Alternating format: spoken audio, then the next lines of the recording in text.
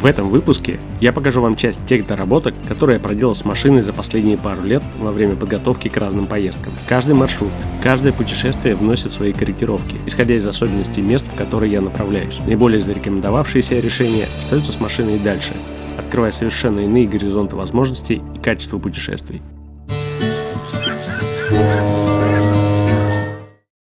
Обязательное условие для того, чтобы чувствовать себя счастливым – мечты должны иногда сбываться. В детстве я с упоением зачитывался книгами про приключения. Засыпал с книгой, просыпался с книгой. Прочитал все 66 романов Жюля Верна, еще учась в школе. Потом моими кумирами были герои Джека Лондона и Стругацких, а голова постоянно витала в далеких краях, на диких берегах и среди живописных лесов. Когда я начал работать, времени на чтение стало сильно меньше. И мои отдушины стали фильмы. Путешественники, исследователи, авантюристы. И вот когда наступила возможность, я сам отправился в путь. Я люблю свою машину. Она для меня не просто средство передвижения, набор цилиндров или лошадиных сил. Она воплощение моей детской мечты. Она подарила мне свободу и ощущение странника, плывущего на своем корабле по асфальтовым руслам дорог. У меня с собой вещи на температурный разброс от минус 40 до плюс 40. Любимый термос, сап-доска и еще тысячи мелочей, чтобы чувствовать себя везде в своей тарелке. Под колесами сменяются города и страны, и вот ты уже не вникаешь в часовые пояса, которые пересекаешь.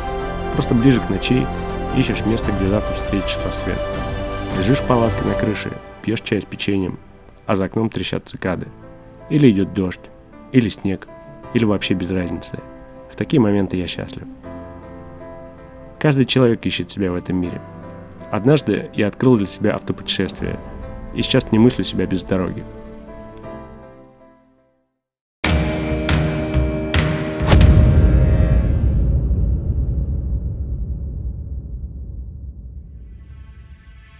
Внешний вид Hammer H2 довольно универсален и утилитарен. Его квадратные поверхности – большое поле для творческого полета при тюнинге. На него выпущено огромное количество аксессуаров, но все равно владельцы двушек любят придавать кастомный, уникальный вид своим машинам. Недаром, что ли, Hammer H2 называют игрушкой для больших мальчиков. Не стал исключением и я, начав с небольших изменений сразу после покупки. Со временем все переделки и тюнинг стали диктоваться соображениями полезности в поездках. Ну и, конечно, просто интересным внешним видом, так как машина в путешествиях привлекает к себе много внимания.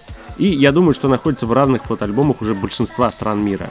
Давайте я вам покажу несколько образов желтого в разных поездках. Отправляясь на машине вокруг Черного моря, а затем и в тур по Балканам, я сразу знал, что поездка будет продолжительной, но в основном по дорогам общего пользования и среди цивилизации. Поэтому машина была максимально налегке, и только на крышу были установлены два больших бокса для личных вещей. В таком виде я проехал Грузию, Турцию, Болгарию, Македонию, Сербию, Хорватию, Боснию и Герцеговину, Черногорию, Румынию, Молдову и всю Украину. Поездка к самой северной точке России в этой долготе, в Вайда-Губе, привнесла много опыта в экспедиционный лук автомобиля. Именно после скитания по бескрайней тундре севера, в поисках польской сверхглубокой скважины, я теперь всегда вожу с собой сентраки и несколько разных лопат. Но в целом основная идея была добраться до самого края мыса и там поставить палаткой с недельку. Поэтому поездка была недолгой, а машину, кроме болотной резины, не выдавала ничего, что говорило бы о том, что я собираюсь посетить полуостров, в котором толком нет ни дорог, ни направлений. А вот всю Россию от Москвы до Владивостока я уже проехал во всеоружии. Желтый чем только не был напичкан. Но все, можно сказать, произошло довольно стихийно, так как машину я изначально готовил к поездке в Исландию. И именно для катания по склонам вулканов я прицепил себе велосипед. Но в какой-то момент планы переменились, и в таком виде я отправился в сторону Филиппин, а затем и вокруг всей Азии. Но это уже совсем другая история.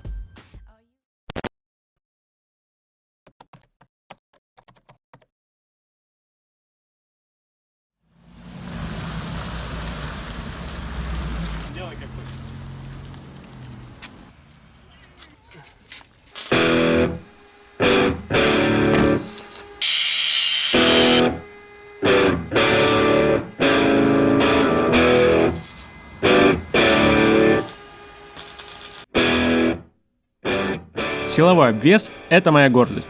Все, от эскизов до реализации полностью моя задумка и воплощение.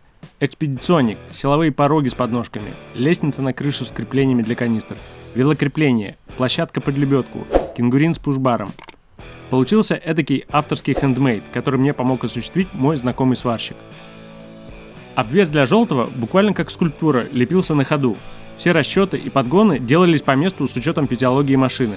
Каждый элемент тщательно просчитывался, взвешивался, обваривался для того, чтобы потом все это отпескоструить и запечь порошковой краской. Основной элемент – это очень удобный экспедиционный багажник на всю поверхность крыши с большим количеством всевозможных ручек и мест для крепления тросов и багажа. Сейчас его большую часть занимает палатка, оставляя только по бокам места для маркизы, хайджека и лопаты. Поэтому в будущем планирую немного его облегчить, освободив от части металла, которая находится под днищем палатки. В задней части место для канистр с запасным топливом и боксом для инструментов с доливками. На багажнике смонтирован экспедиционный свет по всему периметру машины, что меня не раз выручал в горах и на ночных стоянках. Об этом я расскажу чуть-чуть попозже, когда покажу переделку света. Каркас по бокам – это лестницы, ведущие к багажнику и в палатку. Они же являются креплениями для универсальных канистр, которые могут быть как емкостями для технической воды для длительных стоянок, так и сентраками для легкого бездорожья. Установлена мощная лебедка с креплением прямо к раме автомобиля. Мощность подбиралась исходя из максимального загруженного веса машины в 4 тонны. К калитке запасного колеса добавлены крепления для сентраков по более серьезному бездорожью. Их можно использовать даже в качестве небольшого моста. Также под запасным колесом в квадрат фаркопа была подготовлена выдвижная ступень, облегчающая монтаж велосипеда и по совместительству небольшой технический столик. Особенность всего обвеса заключается в том, что весь он крепится к стандартным местам на автомобиле, и каждый его элемент не выходит за периметр машины, что важно соблюсти, если хочешь сделать все законно. Вообще, забегая наперед, скажу, что придумать и сделать – это еще ползадачи. Потом еще пришлось побегать с документами, чтобы это все правильно узаконить. Но я остался очень доволен получившимся силуэтом. А вы как считаете? Получилось симпатично? Как всегда, жду ваше мнение в комментариях.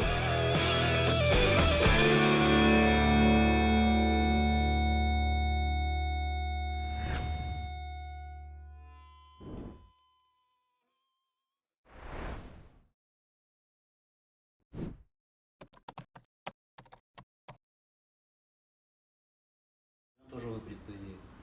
То есть дудки трогать не будем, нужно сегодня компрессор. Таким можно шурмонтаж, наверное, делать при желании, да? О, это одна из любимых игрушек.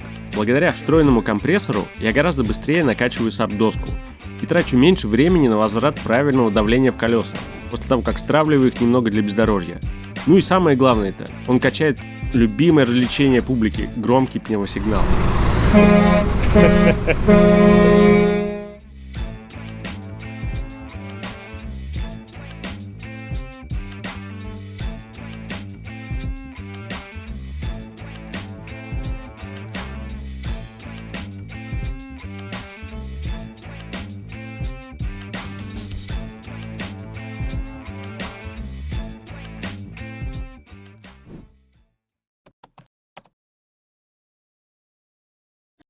Fools get smoked over something so petty.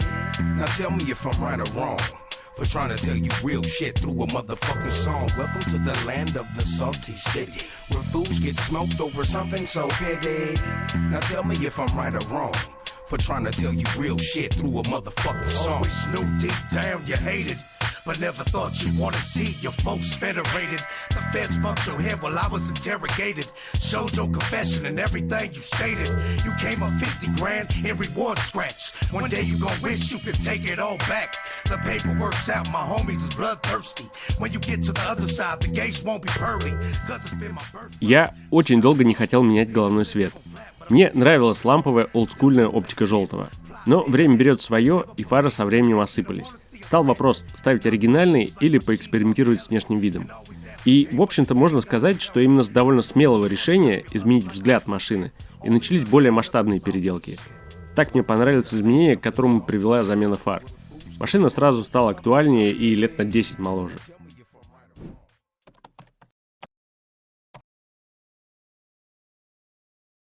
Изменение с торпедой – моя гордость.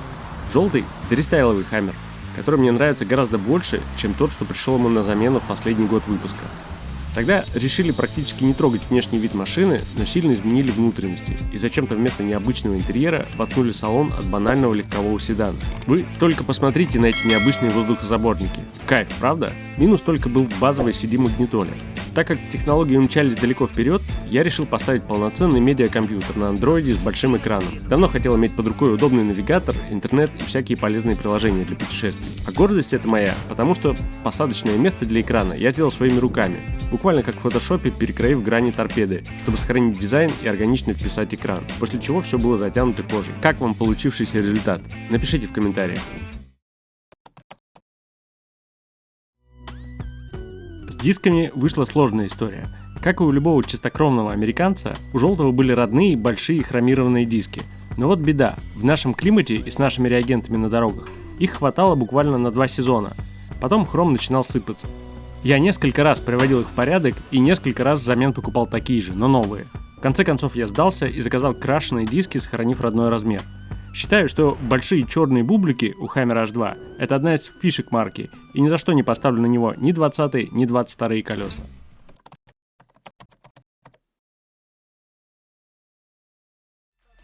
На шумоизоляцию у меня тоже есть свое мнение. В целом, внутри Хаммера не шумно, так как двери и металл толстые и есть неплохая шумоизоляция. К тому же в поездках важен каждый килограмм, так как весь вес машина возит на себе. Полностью сделать шумоизоляцию – это нагрузить лишний килограмм 200 битумной фольги и прочих материалов.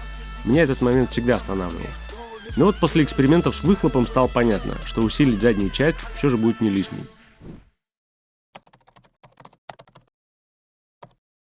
Вот в этом месте машину будут сначала раздевать. Сидушки все такие довольно просиженные, и это основная претензия. Кожа, конечно, вся уже такая уставшая и потресканная. А сейчас немного о переделках, которые не имеют никакого отношения к бездорожью, но имеют прямое отношение к комфорту того, кто много часов, дней и месяцев проводит за рулем, то есть меня. Давайте я покажу вам то, что я сделал с салоном Желтого. Мне он очень нравился изначально, он довольно аскетичен и брутален. Вокруг только черный цвет и отличная черная кожа. Но со временем диваны и кресла просиделись и захотелось взбодрить как-то интерьер. Вот так вот выглядит Желтый уже спустя час после того, как он заехал в ателье. Сняли все кресла, разобрали всю консоль и разобрали все двери. Никаких ромбиков, фигурной вышивки или цветных строчек, вставок. Хотелось сохранить максимально строгий интерьер на контрасте с веселеньким внешним видом. Единственная шалость, которую я себе позволил, вышивка с картой мира на подголовниках, которая радует меня каждый раз, как попадается на глаза, настраивая на мечтательный авантюрный лад. Everything I write that I know got me bottled up like a psycho. Feel like they wanna get into me now. Feel like I'm up in the industry now. Everybody claim they killing me how. Feel like they wanna get into me. Wow. Hold up, I got purpose. Y'all barely scratching the surface. See when I'm penning these verses, they gonna know I got purpose. Я в гостях у Ильи. Илья занимается кастомными фэтбайками. Мы готовим с ним супер велосипед, мега эксклюзивный, специально для бездорожья Норвегии и болот Исландии. Илья, поздоровайся с моими подписчиками. Здравствуйте. Что мы сейчас делаем? Мы сейчас устанавливаем рулевую рейку. Мы велосипед, по сути, разобрали с ним полностью для того, чтобы перекрасить раму в желтый цвет фирменный. И сейчас его собираем заново, весь тщательно промазывая и готовим к каким-то суровым испытаниям. Рулевую лучше, конечно, под промы потом переделать. Как я рассказывал в начале выпуска, велосипед у машины появился после подготовки к путешествию в Исландию.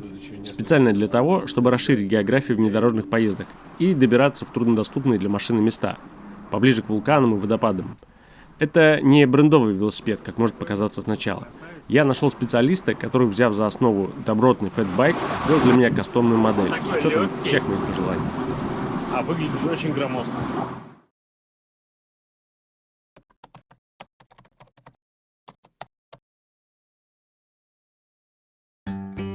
А теперь давайте я покажу вам, как это выглядит в сборе и как оснащен Желтый сейчас. Здесь только то, что зарекомендовало себя уже в ряде предыдущих поездок, и скорее всего так и останется с машиной в ближайшем будущем. Снаружи это экспедиционник, силовые пороги с подножками, лестницы на крышу с креплениями для канистр, велокрепление, кенгурин с пушбаром, автопалатка, маркиза, сцентраки, лебедка, головной доп. Свет, боксы для инструмента, экспедиционный свет, грязевая резина, усиленные отбойники, защита фонарей, канистры, ну и хромпакетик. А также то, что скрыто от глаз: усиленная КПП, компрессорная станция, усиленные пружины, пневмосигнал, рация, контроль давления шин, Wi-Fi роутер, аудиосистема и навигация, кожаный салон с вентиляцией, нержавеющий выхлоп и рамки с подсветкой.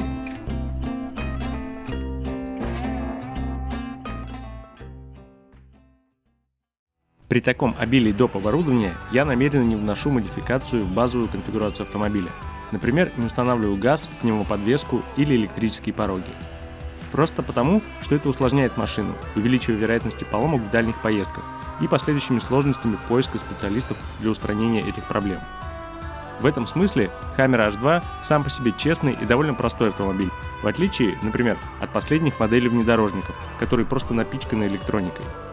В нем есть только все самое необходимое, а на очереди солнечные батареи, спутниковая тарелка для интернета, холодильник и всякие органайзеры для мелочей. Как видите, никаких особых изысков, глубокого тюнинга или хитрых приспособлений, но именно в таком виде я готов к долгим экспедиционным переходам и небольшому бездорожью с максимальным комфортом для себя и возможных пассажиров. Напишите ваше мнение о такой подготовке, а также посоветуйте, чего на ваш взгляд здесь точно не хватает. Буду рад ответить на все ваши вопросы в комментариях.